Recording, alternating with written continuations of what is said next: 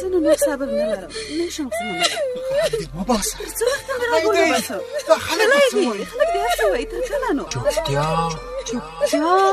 چوپتیا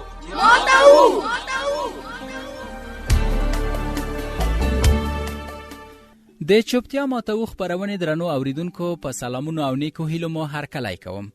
هیله ده چې تاسو ټول به روغ او سلامت اوسئ. ګرانو هیوادوالو، ټول پوهیږو چې بچه‌بازي یو شومه او یوه بده پدیده ده. د قانون خلاف او د اسلام سپېڅلي دین له نظره یو حرام او ناروا عمل دی. چوپتیا ماتو خپرونه په دې موخه آماده او خپریږي ترڅو ټولو هیوادوالو ته د بچه‌بازۍ ضد اړین معلومات ورکړي او خلک دې ته وهڅوي چې پر ضد یې مبارزه وکړي، ترڅو دا تشویق رامنځته شي چې د دغه بد عمل په وړاندې غږ اوچت کړي. د دې خپرونې داسې موضوعاتو ته ځانګړي شوي دي چې پلرونه او میندې خپل اولادونه د بچه‌بازۍ له سیوري خوندي او په غوره توګه د هغوی روزنې ته پاملرنه وکړي. د دینی عالمانو، قانون پوهانو، ټولنپوهانو، ښوونیزو او روزنیزو کارپوهانو نه به هم په خپرونو کې اورو چې څنګه کولی شو خپل ماشومان، نوي ځوانان او ځوانان د بچه‌بازۍ له دغه بد عمله لرې او خوندي وساتو. خو پوښتنه دا ده چې ماشومان او ځوانان څنګه په دغه لومه کې راګیرېږي؟ ولې دې لارې ته رابلل کیږي او د خلاصون لاره یې څه ده؟ د دغه ځوابونو پیدا کولو لپاره په مهربانۍ سره د چوپتیا ماتو خپرونې سره اوسئ. ګرانو اوریدونکو، دا اونۍ او دا خپرونه مو له اولادونو سره د پلرونو او میندو مثبتو اړیکو موضوع ته ځانګړې کړې ده او اوس هم د خپرونې د موضوع په اړه له میلمنو سره بحث او خبرې لرو. د ښوونې او روزنې پوهنتون د ارواپوهنې دپارتمنټ استاد شرف الدین عظیمي را سره په استودیو کې دی. عظیمي صاحب، تاسو ته سلام وایم، ښه راغلاست وایم، ستړي مه شئ. سلامت اوسئ. سلام تاسو ته او درنو اوریدونکو ته. ډیره مننه. راځو د خپرونې د موضوع په اړه بحث او خبرو ته ادامه ورکوو. میندې او پلرونه څنګه کولی شي له خپلو ماشومانو سره مثبت اړیکې رامنځته کړي؟ ډېرې ښې پوښتنې ته مو اشاره وکړله. باید یادونه وکړم چې یو مورد چې میندې او پلرونه باید د خپلو بچو په روزنه او تربیه کې په نظر کې ونیسي، هغه د ماشومانو یا د خپلو بچو ټولنیز اړیکې یا ټولنیز مهارتونه دي. یعنی په هغو ودو کې چې هغه ذهني وده ده، عاطفي وده ده، جسمي وده ده، اخلاقی وده ده، جنسي وده ده، یو په دې ودو کې ټولنیزه وده ده. هر مور او پلار مسؤل ده چې د خپلو بچو په ټولنیزه وده کې، اجتماعي توب کې او دغه مهارت په ورکولو کې له ماشومانو سره مرسته وکړي او دا مهارت هله امکان لري او هله شونی چې خپل میندې او پلرونه له خپل بچو سره ښه روابط، ښه اړیکې او ښه ارتباطات وساتي. کوم اوس میندو پلرو ته د پوښتنه پیدا سي، موږ کولی شو بچو سره صمیمانه برخورد وکړو، مینه ورسره وکړو، محبت ورسره وکړو، وی هڅو، تشویق وکړو، درناوی ورته وکړو، شخصیت ته درناوی وکړو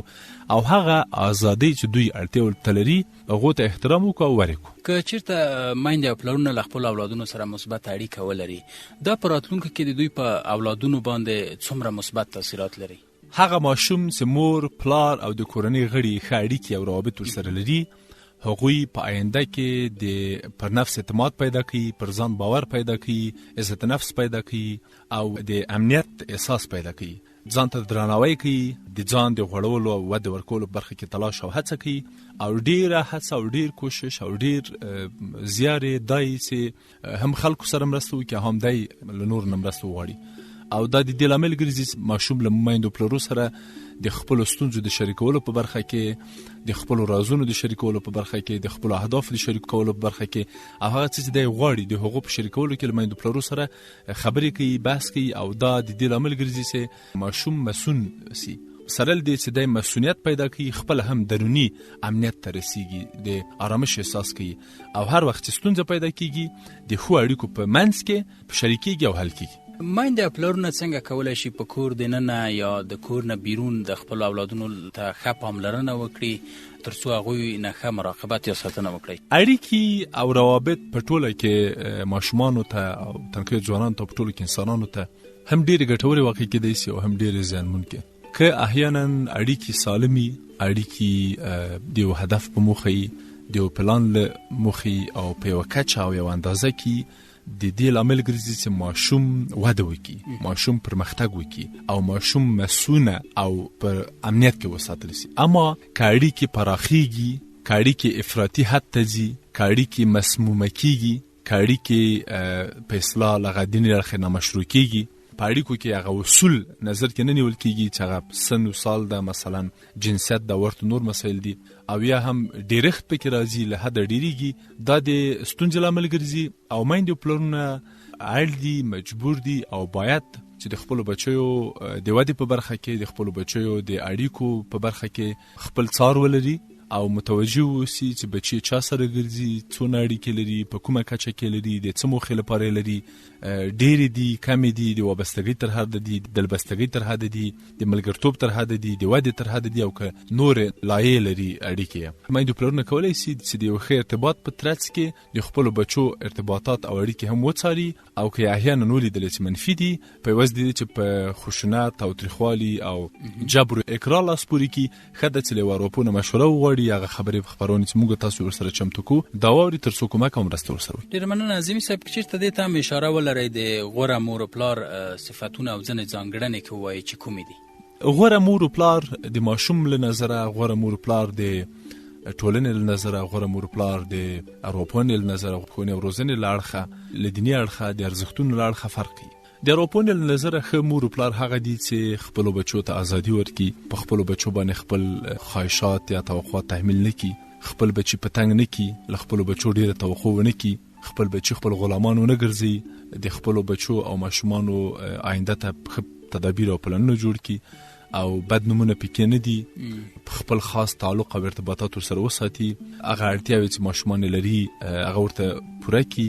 ځینې اړتیاوې کېدای شي له فزیکي اړخه یا له مادي اړخه پوره نه شي کړی، اما که میندې پلرونه په دې پوهېږي چې اړتیاوې یوازې مادي او فزیکي نه دي، او دوی کولی شي چې تشویق په وسیله، د مینې په وسیله، د احترام په وسیله او د هڅونې په وسیله د دوی ډېرې اړتیاوې چې هغه د امنیت اړتیا ده، هغه د مینې اړتیا ده، هغه ورسره په یو ډول پوره کړي.